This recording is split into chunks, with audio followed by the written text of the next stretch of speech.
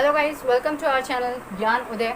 और आज का हमारा टॉपिक है शीत युद्ध। तो सबसे पहले हम ये चीज़ देख लेते हैं कि शीत युद्ध है क्या, या फिर हम इस शब्द से ही अपने आंसर को ढूंढने की कोशिश करते हैं।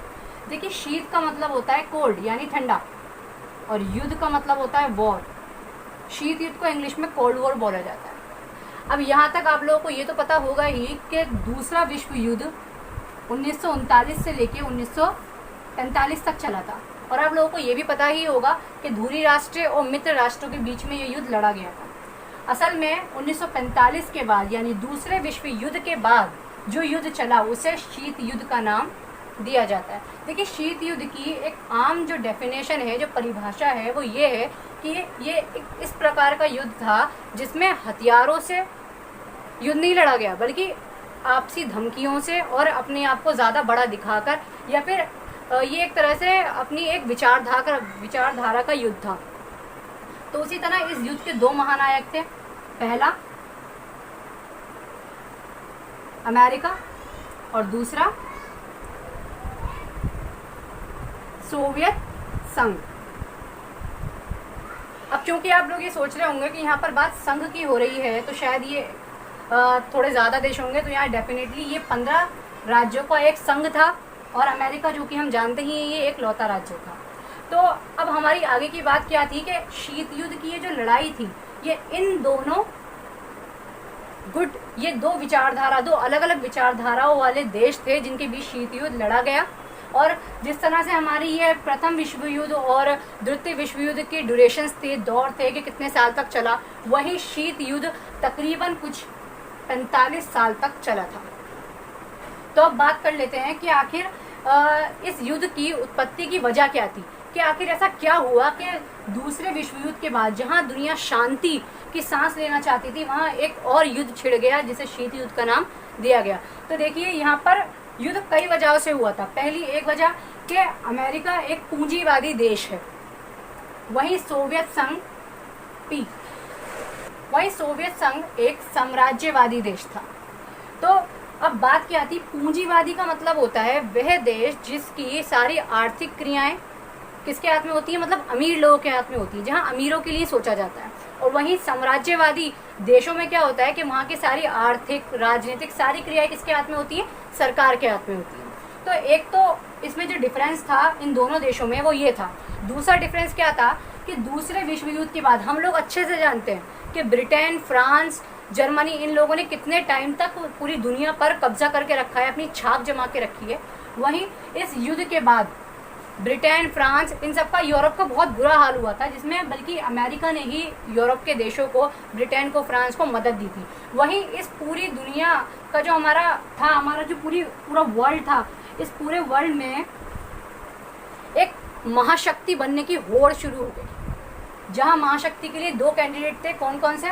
एक अमेरिका और एक सोवियत संघ। अमेरिका चाहता था कि पूरे विश्व पे वो उसे महाशक्ति माना जाए, उसे सुपर पावर माना जाए, सबसे ज़्यादा ताकतवर, सबसे बड़ी छाप। और वहीं सोवियत संघ चाहता था कि वो उसे सबसे बड़ी महाशक्ति माना जाए। तो इन दो विचारधाराओं ने अपने आप को सबसे बड़ी शक्ति साबित करने के लिए जो युद्ध लड़ा, उस युद्ध को शीत युद्ध का नाम दिया गया, टी। अब इसी जंग को जीतने के लिए इन दोनों देशों ने, हम जानते हैं कि जो अमेरिका है वो पश्चिम की तरफ है, और जो सोवियत संघ है वो आज का रशिया है। वैसे अब रशिया 15 देशों को जब अलग हुआ था तो रशिया अलग हो गया था, तो रशिया हमारी पूर्वी साइड में है। तो यहाँ पर क्या हुआ कि जितने भी लोग पूंजीवादी विचारधारा के समर्थक थे वो अमेरिकी गुट में चले गए, यानी कि पश्चिमी गुट में चले गए। और जितने देश सोवियत संघ के समर्थक में थे वो लोग कहाँ चले गए, पूर्वी गुट में चले गए। तो यहाँ इनके दो गुट बन गए, और इन दोनों गुट के बीच में, यानी कि जितने देश इनके गुटों में शामिल थे वो आपस में भी अपनी विचारधाराओं को लेकर लड़ रहे थे, और बाकी ये तो थे ही अपनी आपस में सामने के सामने। तो यहाँ आगे क्या हुआ कि इन दोनों देशों ने खुद को ज़्यादा पावरफुल साबित करने के लिए अपने लिए हथियारों को बनाना शुरू किया। और वहीं अमेरिका ने परमाणु हथियार, क्योंकि हमें पता है 1945 में आइंस्टीन द्वारा इसका फॉर्मूला खोज लिया गया था, तो वहीं अमेरिका ने परमाणु हथियार बनाए, और जिसकी मात्रा बढ़ाता गया। वहीं सोवियत संघ ने भी अपने आप को विजेता घोषित करने की चाह में परमाणु हथियारों का जो उत्पत्ति थी उसको बढ़ा दिया, बहुत ज़्यादा उसका लेवल बढ़ा दिया। तो जिसकी वजह से पूरा विश्व एक ऐसे माहौल में जी रहा था कि जहाँ ये लगता था कि शायद आज युद्ध हुआ और अब हम मर सकते हैं। मतलब पूर्वी और पश्चिमी गुट दोनों आपस में इस तरह से होड़ कर रहे थे हथियारों की कि बीच में हर इंसान को, बल्कि जो पूरी दुनिया के देश थे उन लोगों को ये चीज़ लग रही थी कि शायद अब दुनिया इस बार नहीं बचेगी, क्योंकि इस बार जो जंग थी वो परमाणु हथियारों से लड़ी जाने वाली थी। तो इसके आगे क्या हुआ, वहीं अमेरिका ने अपने कुछ संगठन बनाए अपने आप को मजबूत करने के लिए, जिनका नाम था नाटो, सीटो, सेंटो। वहीं सोवियत संघ ने अपना एक संगठन बनाया जिसका नाम था वार्सा पैक्ट। अब इन तीनों संगठन में, वैसे तो उस वक्त अमेरिका के लिए तीनों ही संगठन बहुत ज़्यादा इंपॉर्टेंट थे, क्योंकि डेफिनेटली जब हम जंग लड़ते हैं तो हमारे लिए बहुत ज़रूरी होता है कि कितने लोग हमारे साथ हैं। तो ये सारी चीज़ें हमें बताने के लिए थी। नाटो को मतलब नॉर्थ अटलांटिक ट्रीटी ऑर्गेनाइजेशन, यानी कि अमेरिका ने उत्तर का एक अलग संगठन बना लिया था, उसमें अलग देश थे, और तुम्हारा सेंटर का एक अलग संगठन बना लिया था, उसमें अलग देश थे, और साउथ का यानी हमारे एशिया की साइड का भी एक अलग संगठन बना लिया था, उसके अलग देश थे। वही सोवियत संघ ने खुद को एक ही संगठन में रखा था और जितने भी देश शामिल होते थे इसी में शामिल होते थे। लेकिन जो सबसे ज़्यादा मोस्ट इम्पॉर्टेंट संगठन है अमेरिका का वो है नाटो।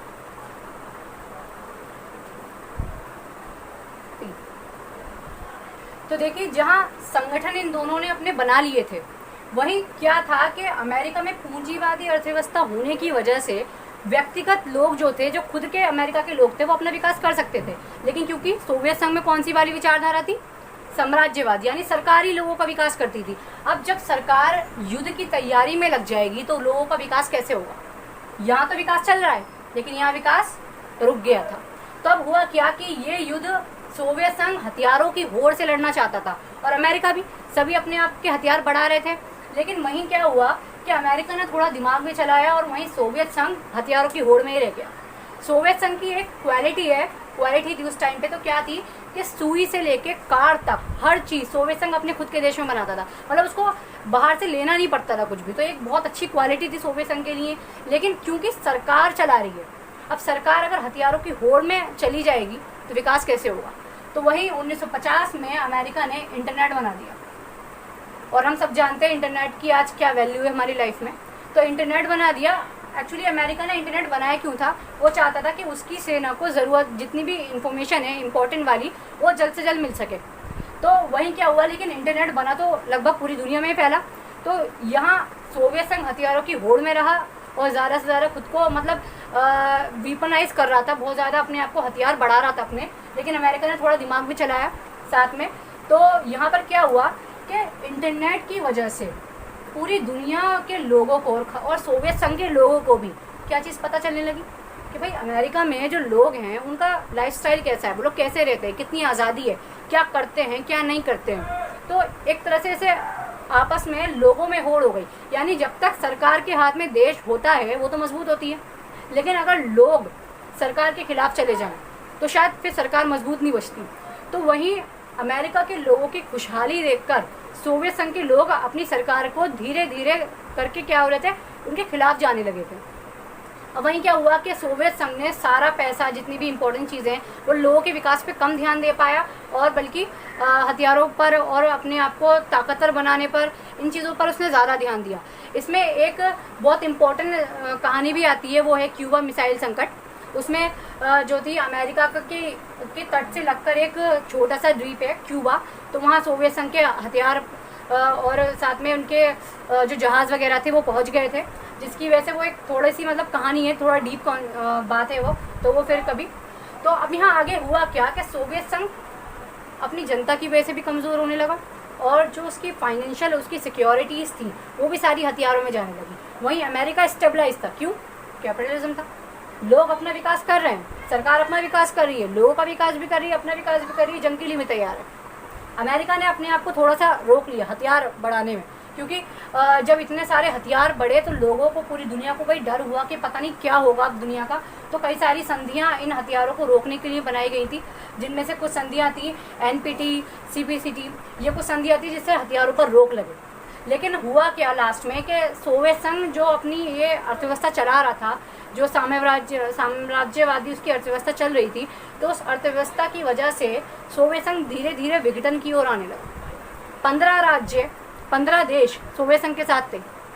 अब हर देश में एक दूसरे को देखकर थोड़ी जो है जैसे कहते हैं मतभेद पैदा होने लगे और धीरे धीरे करके सोवियत संघ अपने विघटन की ओर को आने लगा। वहीं अमेरिका सक्सेसफुल होता जा रहा था। जैसे कि बहुत सारी चीज़ें हम अमेरिकी वर्चस्व में चलती हैं। वर्चस्व का मतलब होता है किसी का दबाव, और ये अब हम अच्छे से जानते हैं कि इस पूरी दुनिया में लगभग अमेरिका का कितना दबाव था। तो वहीं क्या हुआ कि 1990 में इराक ने कुवैत पर कब्जा कर लिया। यूनाइटेड नेशन ऑर्गेनाइजेशन UNO, संयुक्त राष्ट्र संगठन, तो उसके द्वारा अमेरिका और बाकी सारे देशों ने इस बात को तय किया कि भाई क्यूबा को आज़ाद करवाया जाएगा। तो वहीं अमेरिका जो पावरफुल होता जा रहा था हर तरह से, तो अमेरिका ने हमारे 80 के दशक में, क्योंकि सोवियत अर्थव्यवस्था काफ़ी ज़्यादा चरमरा रही थी, मतलब आपस में लोगों का सपोर्ट खत्म होता जा रहा था और अर्थव्यवस्था का बहुत बुरा हाल था। वहीं 80 के दशक में एक नेता सोवियत संघ में निकल कर आए जिनका नाम था मिखाइल गोर्बाचेव। उन्होंने अर्थव्यवस्था को पूरा समझा और देखा कि भाई लोगों के अधिकारों के साथ काफ़ी बुरा हो रहा है। तो उन्होंने क्या किया, थोड़ी सी छूट देनी शुरू की। अभी बिल्कुल वही वाली बात है कि किसी स्प्रिंग को ज़्यादा दबाओ और फिर एकदम छोड़ो तो वो उठ के जाता है। तो वही सोवियत संघ में हुआ कि भाई जब लोगों को थोड़ी छूट दी गई तो लोग आज़ादी महसूस करने लगे और उन्होंने खुद को आज़ाद करवाने की डिमांड करने लगी। तो अब यहाँ हुआ क्या कि 1991 में प्रथम खाड़ी युद्ध हुआ, जिसे गल्फ वॉर भी कहा जाता है, जहाँ 40 देशों ने मिलकर इराक के खिलाफ जंग लड़ी थी और 75% जो सेना थी वो अमेरिका की थी। एक्चुअली अमेरिका यहाँ पे खुद को रिप्रेजेंट करना चाहता था, खुद को बताना चाहता था कि वो सोवियत संघ से कितना पावरफुल है।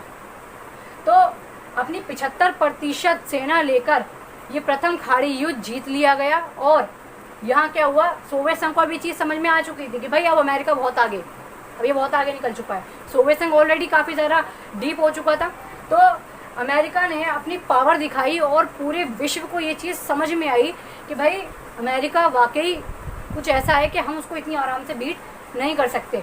तो वहीं सोवियत संघ का विघटन हो गया और 15 राज्य अलग हुए और साथ में सोवियत संघ का आज का नाम रशिया, एक रशिया के नाम से एक जो रशिया था ये सोवियत संघ का उत्तराधिकारी बना। और इस तरीके से ये शीत युद्ध जो था ये विराम लग गया, इसको अब ये ख़त्म हो गया। क्यों? लेकिन हमें 1991 में ये वाली बात पता चली कि भाई जो दुनिया है ना वो अमेरिका के वर्चस्व में जी रही है। मतलब अब सबको ये समझ में आ चुका था, भले ही कोई इस चीज़ को एक्सेप्ट करता या ना करता, लेकिन सबकी समझ में आ चुका था कि जो महाशक्ति है, जो सुपर पावर है वो अमेरिका है, उसे कोई बीट नहीं कर सकता। और इस तरीके से ये जो शीत युद्ध था इसको विराम लग गया और इसी तरीके से जो हमारा शीत युद्ध था ये खत्म हुआ और दुनिया को एक महाशक्ति मिली जिसका नाम था America. I hope if you like this video so please like, comment and share. Thank you.